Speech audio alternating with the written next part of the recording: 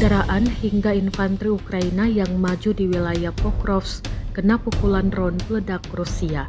Rekaman detik-detik serangan diunggah di Telegram pada Selasa 21 Januari 2025. Rusia menyebut dalam narasi unggahannya, drone menghancurkan infanteri dan peralatan Ukraina secara besar-besaran saat maju menuju Pokrovsk.